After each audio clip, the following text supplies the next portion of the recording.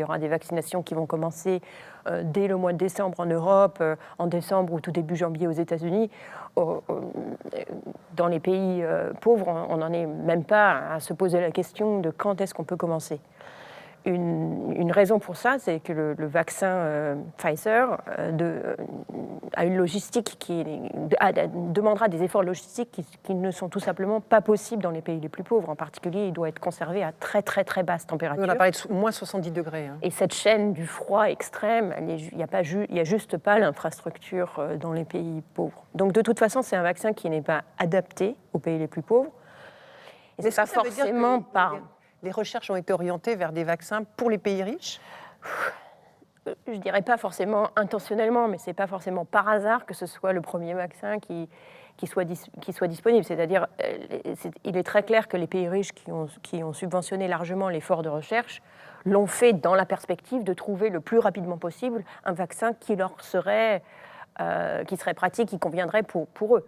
Si le premier vaccin a été un vaccin qui ne demande pas ce genre de conditions extrêmes, ça aurait été aussi bien. Ça n'a pas été fait exprès, mais c'est vrai que les besoins des pays pauvres n'ont pas été pris en compte. Et ça, de manière générale, c'est le cas au sujet du vaccin, où il y a eu une forte demande de l'ONU, mais aussi de Bill Gates, en disant mais il faut mettre les choses en place pour que la vaccination ait lieu internationalement.